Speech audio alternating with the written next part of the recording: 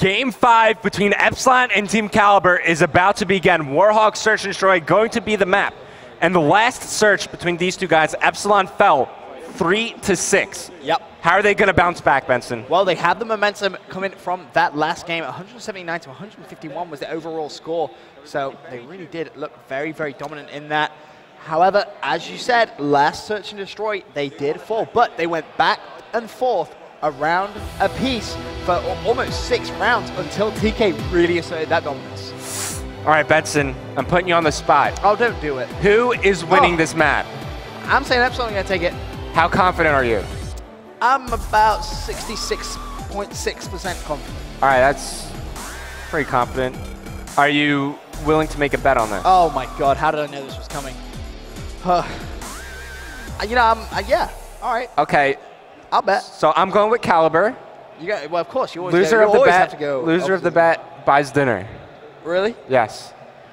That's it. All right, we need to make some ground rules because I know what you're like. You'll be ordering champagne. You'll be ordering steak. You'll go, really? No. I'll take the bet. All right, okay. Done. All right, there you go. Everyone saw it. We shook. If Epsilon let me down now, I'm having words with them later on. I'm just saying. All right, so who do you think from Epsilon is going to step up? Who's going to be the player leading them to victory? Mad Cat. Mad Cat? He was on fire in that first side of domination, and then all of a sudden Swanee kind of took over that second side.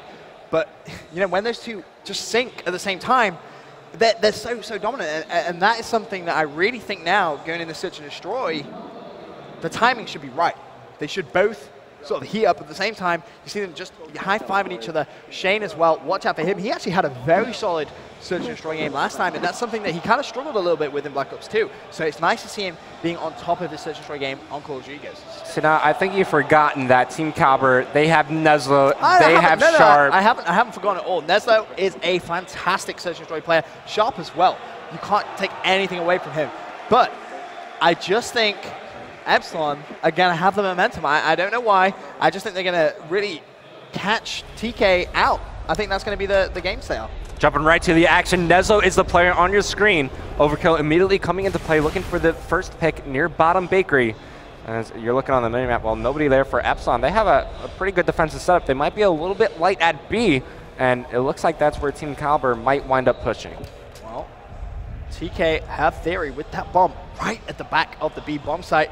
However, they do have that control, and it looks like Theory is actually going to push straight up towards that bomb site and see if he can try to get the plant. Decides to back off, and you have Sharp as well, giving them cover. And just the sheer amount of thermal scopes that they have available, throwing those smokes, is going to make it so difficult for Epsilon to try and do anything at all. Bomb goes down, 43 seconds for Epsilon to try and make some plays. Sharp with first blood as he picks off Shane. You said it perfectly, using the smoke grenade along with the thermal sight. Perfect pairing.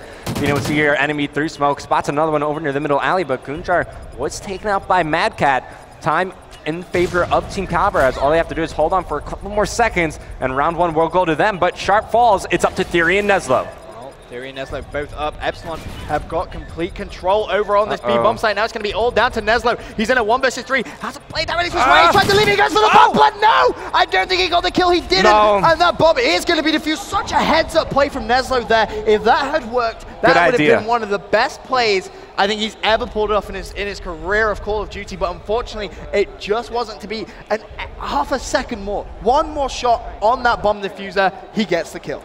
Wow. Even if he gets that kill, I think Mad Cat was right there ready to pick up the defuse. So. Still, it would have been nice. Yeah, without a doubt. Now, we have to switch over to the Epsilon boys. Jared, he's 3-0, so of course, we got to give him some camera time. Yeah, he's a fantastic player. King Jared does what he wants. Right now he wants to go 3-0, and he's got that bomb as well. And you know, we saw in that last game when Jed had that bomb in the first round, Epsilon just stormed towards the bomb site, got that bomb down, and TK were just kind of going, what just happened? How have they done that? Whereas this time Jed just been a little bit more methodical, checking as many angles as he possibly can, being very, very smart about this B site push. So now you see Epsilon. Clearly they want to push the B bomb site, but two of their teammates are pretty far out of position. You have one over near the top drugstore, and now one finally just starting to rotate back. So it looks like they're about to begin their push. Smoke grenade comes out. Jared is going to go right for this plant. No kills made in the entire round just yet. And it looks like they're going to be successful. Yeah, nice play. Jared actually just sponging a little bit there, but the kill does go down. So he is going to be taken out. And that's a big kill from TK, taking down Epsilon's top fragger at this point, but it is going to be leveled up as Neslo, he's going to get taken down as well. So 3 versus 3, you've got Swanee right at the back of the map, and Madcat as well, just covering that right side, he's going to get shut down. Now 2 versus 3, pressure on Epsilon. Swanee in the back, finds one, he was able to pick up the kill. It is all up to Theory. 1 on 2, nade out towards the bomb site, 15 seconds remaining on the timer. Swanee getting pressured, picks up the kill, Epsilon. They're going to take a 2-round lead. This is nice play from the European. Swanee just trying to get his team a little bit pumped up. Meanwhile, you can see Theory, he's not happy there. But, you know, you said it yourself. When Swanee's on a head glitch, don't challenge him. It doesn't end well. Yeah, I'm having flashbacks of playing against him at EGL 8, man. It was it's brutal. Not nice, is it? I've played some 8s against him, and it's a bit unfair. My controller has maybe flown across the opposite side of the room. I may have broken my controller once or twice playing against Swanee. That's pretty much what I'm trying to say, yeah. Let's jump it back into the action. It's going to be Theory, the bomb carrier from Team Kaliber. So far on each offensive round, we've seen B pushes, but who's this being so aggressive near the B bomb site? Of course, it is Shane pushing up all the way towards the bricks, but Kaliber, they're holding position near the back. Shane, he gets picked off for first blood. A little bit too aggressive there for my liking. You know, last time they kind of gave up that B bomb site and they managed to get the picks, which put them back into the game. This time, Shane just trying to throw a bit of a curveball and hasn't worked this way. But TK, again, you know, you said last time Epsilon had that 1 player or 2 players which kind of went towards A when they were going for the B plant. This time, it's actually Gunjar. He's made his way all the way to that A bomb site, kind of just trying to check that flank and give his teammates just a little bit of extra heads-up time.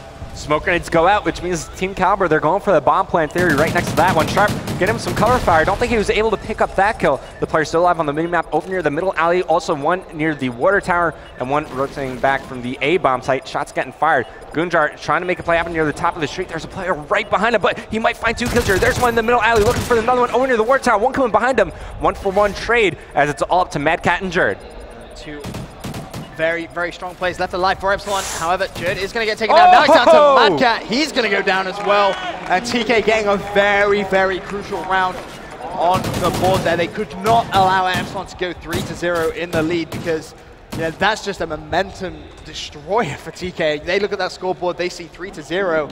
They're going to be very, very upset. This is playing out exactly like Freight did, where Epsilon beat, it was a bomb site rush, got that bomb plant down very early on, took 2 rounds, and now it's Kaliber's turn to answer back. But once again, it's shaping up to be a B push from Epsilon. Seems to be the preferred bomb site so far from both of these teams. And we're watching the bomb carrier Jerd here, and it looks like Kaliber, they're being pretty aggressive near the B bomb site as well. Now, last time we saw Shane do this exact same thing for Team Epsilon, it didn't work out very well. And same to be said for TK. Theory being so aggressive, he's just going to get taken out, whilst Epsilon just sit at the back of this map, playing for that map control, just waiting for those extra couple of picks. However, Shane, he's been taken out as well, so that's going to level things up 3-3. All right, so Swanee on your screen. I like this rotation. Doing the caterpillar. I like this rotation, though. Inching forward, and yeah, you see it on the mini-map. They're going to be rotating over to the A bomb site. And unfortunately for Team Kaliber, well, they all just left the A bomb site, so it's wide open. Yep. They couldn't really have been more unfortunate on their timing there. They all went towards that B bomb site as if they anticipated the plant. Now it's going to be 2 versus 2. Neslo and Sharp going up against Jerd and Madcat once again. But Sharp 6-2. Continuing on from where he left off in that last search and destroy. Such a dominant player. Neslo struggling a little bit right now, but look out for him to try and get a couple of kills right here. Oh, Neslo in perfect position to do so.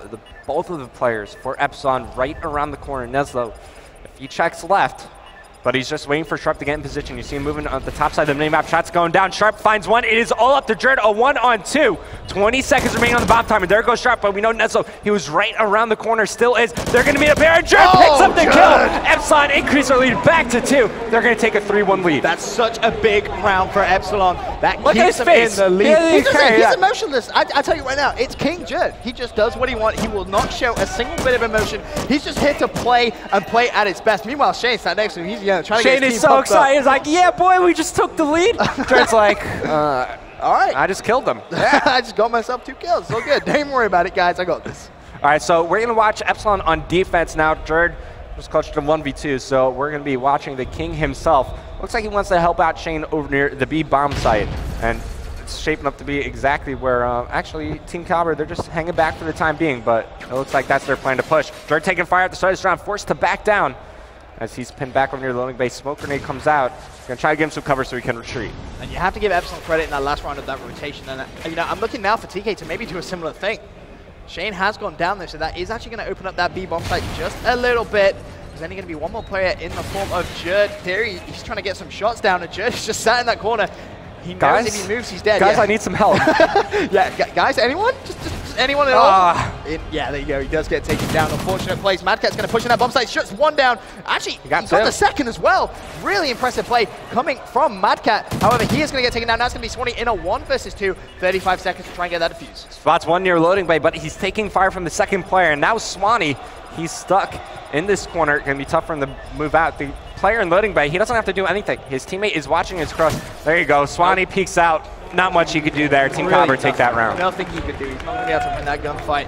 As you see, Gunjar just sat there waiting. He knew exactly where he was. And as you said, you know, there was nowhere he could go. The only way he could go was forward, trapped, which was immediate death. Take a look at this scoreboard. Sharp, he's 8-3 right now. Having a great game. Sharp's been performing so well this entire series long. And let's take a look at what he's doing right. So now we have a chance to look at Team Kaliber on their defensive round. It looks like him and Gunjar are the players responsible for covering the A bomb site, but you see the mini-map.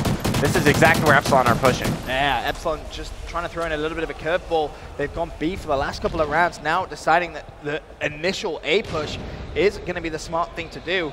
As TK, they're going to know that because, I mean, the control they have of that B bomb site now is just going to, alarm bells going to be ringing, you know, guys, get over to that A bomb site. Epsilon are nowhere near this B site. Gunjar finds first blood inside the shack, looking around for more, and now the jig is up. You see the Kaliber players, one immediately rotating back over towards A domination, while the last one is just going to play safety just in case they decide to rotate back. Gunjar finds the second, looking for the third, challenging. He's going to challenge. He picks up the kill. Gunjar coming alive, man. Going for the ace, the last player alongside the fence. He's going to find him. Gunjar won't be able to pick up that kill, but impressive kills. Now it's Swanee in a 1-on-3. Gunjar just really lighting up that main stage right there with fantastic 3 kills. However, Swanee, 30 seconds to try and make some plays. This will be the 1 versus 4, not going to happen. And TK are going to level it up 3 rounds apiece here at game number 5. Nice to see Gunjar. He's the one getting focused. Huge round from him. He picks up 3. Team Kaliber take the round. As now we get a chance to look at the offensive teams once again. And I got to jump right to Gunjar. That was such an impressive play from him. That's pretty sweet. That was pretty impressive. You know, he was what, 2 and 4 going into that round? Yeah, picked up 3. Now he's 5-5. Feeling a bit more confident about himself. He's like, well, I should have had an ace there. I'm going to go for it again. Look at how aggressive he's actually being straight up the bat. Really pushing up on that A bomb site, whilst his team just being a little bit passive. I think he actually, did he just catch a glimpse of someone? He's actually going to cycle straight back towards the A site. Yeah, almost connected with that grenade. You see there's one player near that area. Nuzzle gets picked off first blood in the round. Gunjar, you got to be careful. Gunjar, you got to be careful. Gunjar, you weren't careful. He just wasn't careful enough. That's going to be 2 TK players down. Epsilon in full control of this round. Now, you have to say that Gunjar pushing A, it's a bit of a distraction because you can see Epsilon kind of rotating, just want to check that A site. Whereas we know, looking at that minimap, that TK, well, Theory has the bomb. He's going to plant that at B. But Epsilon, this is now where they need to use their numbers to their advantage. Yeah, 4-on-2. They're just going to try to swarm them with numbers by the looks of it. Look how they're so far up on the map now. They're pushing together as a team. I love it. There goes Shane, though, making it a 3-on-2. Swanee trying to return fire. One player over near the loading bay. You see him making his move. He gets picked off as well, and it's all up to Jerd. Jerd, 1 versus 2 now. His teammates have been taken around. Now to 1 versus 1. Can King Jerd try and go big for Epsilon? That's the question. He's going to find him. It's going to hit. They're going to juke out 40 seconds left. Oh, Jerd's going to get taken down. Sharp continues his rampage. That's going to put his score at 10-3. He knows how big of a round that was. Look at the focus on his face. High fives all around. And you have to say for Epsilon, it was a 4 versus 2. They pushed and they just kept getting picked off. They just died and died and died. Next thing you know, Jerd, 1 versus 2, did everything he possibly could. But, you know, TK now 2 rounds away from me buying you dinner. That is a moment where players like Sharp, they live for that moment right there. They live for that Game 5, clutching the round to give his team the lead. They only need 2 more rounds to not only take the map, but take the series as well. That's the crucial thing. Epsilon now on the attacking side. Who is going to be the bomb carrier? I believe it's actually going to be Epsilon Jerd. So that's just going to show you their intentions. Once again, making their way towards that B site. It's worked for them a couple of times, but Jerd needs to be a little bit cautious over there on the right side. He has just seen him. His teammate's going to need to try and help him out. Madcat has been taken down. Jerd hasn't been able to pick up the kill either.